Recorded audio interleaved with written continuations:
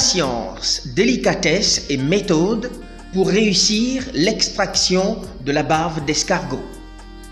Comme un sacerdoce, Souleymane Damala passe le plus clair de son temps à offrir des formations pratiques pour favoriser la création d'activités génératrices de revenus dans la production, la transformation et la commercialisation de l'escargot géant d'Afrique et de ses produits dérivés. Spécialiste de la chaîne de valeur acatinicole, il libère ici les précieuses connaissances classées top secret par certains kidam aux jeunes de la commune de Tofo.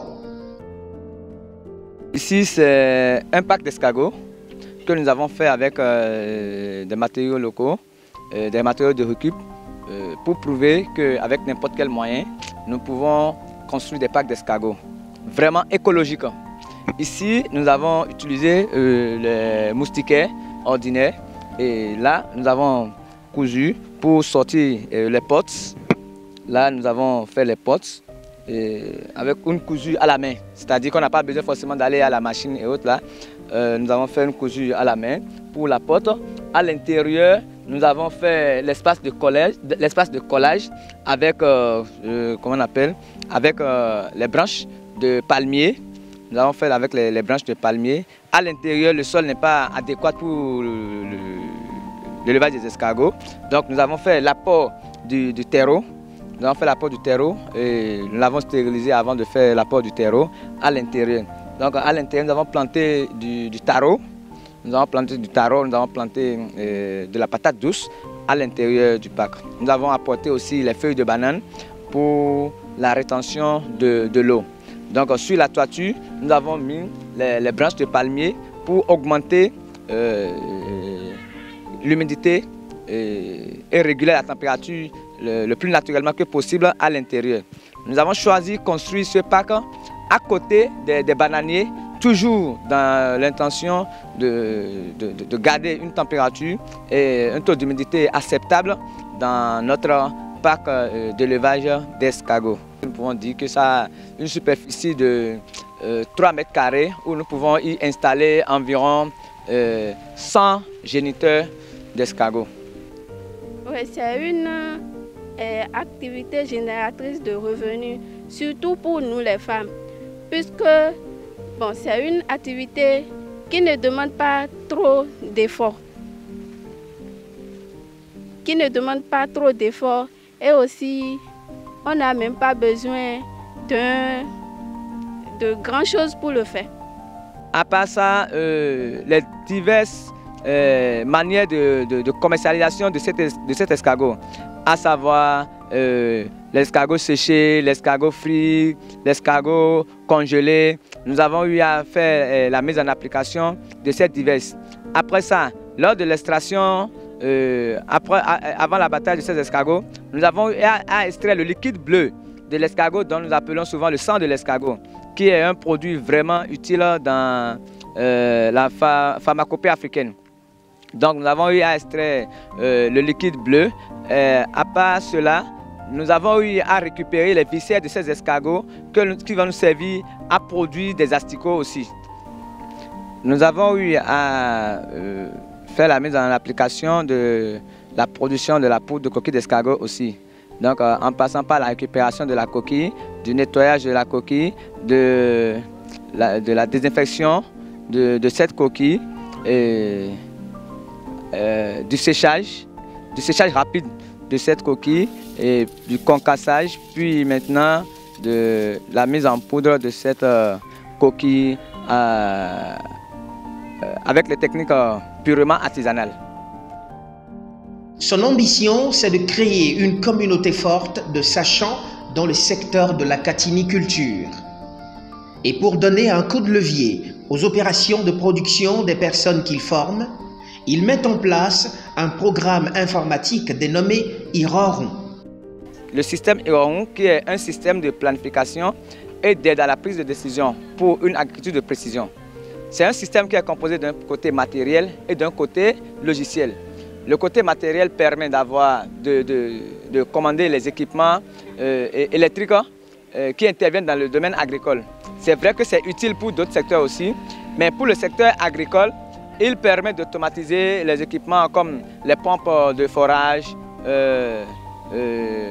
les systèmes de chauffage des animaux, les systèmes de déshydratation et autres, les chambres froides pour le stockage des aliments. Il permet de programmer leur utilisation en vue d'économiser, que ce soit l'eau et que ce soit l'énergie. Donc ça aide beaucoup à la gestion de l'eau et à la gestion de l'énergie. Le côté matériel, le côté logiciel nous permet d'avoir des informations dans le secteur de l'agriculture et nous permet de faire certaines planifications des tâches liées à l'homme et des tâches liées à la machine. Donc les tâches liées à la machine, c'est ça que j'avais déjà expliqué du côté matériel. Mais les tâches liées à l'homme, là ça fonctionne exactement comme un réveil qui vous fait des rappels sur ce que vous devez faire. Donc à part ça, il y a le côté suivi qui est juste un peu comme un chat, un peu comme un WhatsApp sur lequel vous avez un expert qui est derrière et là vous êtes sur votre ferme, il fait le suivi. Chaque matin vous envoyez des informations de votre ferme, que ce soit en audio, en message, en image ou en vidéo. Ça permet à l'expert qui est derrière de pouvoir vous suivre. Le jour que vous avez un problème, il pourra maintenant intervenir facilement parce qu'il a eu le temps de vous suivre pendant un bon moment. Souleymane Damala met un point d'honneur à l'expérimentation de cette application qu'il a créée à partir de ses propres connaissances en langage de programmation. Alors il installe la ferme Iroron à Kétou pour évaluer la rentabilité du système informatique Iroron. Dans ce cadre, il lance un vaste programme de formation payante pour apprendre aux 300 participants attendus les techniques d'élevage des escargots géants d'Afrique, de l'installation à la commercialisation, sans omettre la valorisation des déchets agricoles à travers des technologies durables comme le BSF et le biogaz. C'est du 26 janvier au 2 février 2025. L'opportunité pour les jeunes d'aller dans la castaniculture aujourd'hui, c'est un secteur vierge pour le moment. Si nous parlons du secteur vierge, c'est qu'aujourd'hui, la bave d'escargot, la bave de nos escargots, c'est très meilleur. Et que ce soit la bave, que ce soit la chair. Mais nous avons besoin d'une organisation dans ce secteur. Nous avons besoin d'une organisation dans la production. Ce qui fait que nous avons besoin réellement de ces jeunes pour pouvoir se concentrer sur cet élevage. En se concentrant sur cet élevage, nous allons réorienter les yeux de ces grandes industries cosmétiques et pharmaceutiques qui ont besoin de ces produits un peu partout dans le monde, à s'orienter vers nos escargots. Il faut former des techniciens spécialisés dans ce secteur.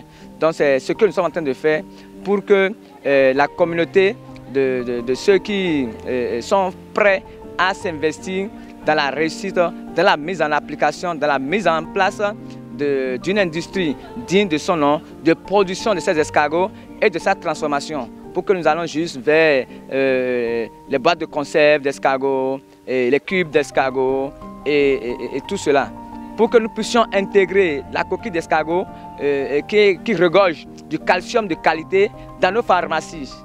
Donc c'est toute une organisation, nous avons besoin de la quantité. Et pour avoir cette quantité, il faut que les jeunes puissent se lancer dedans pour que nous puissions travailler main dans la main pour atteindre cet objectif. À cette formation qui fait office d'immersion en situation réelle d'élevage, sont invités les experts acatinicoles reconnus par la Banque mondiale au Bénin, au Nigeria et au Ghana. Les chercheurs de l'Institut national des recherches agricoles du Bénin et ceux de l'Institut de recherche du Nigeria y sont également attendus. Faites vos réservations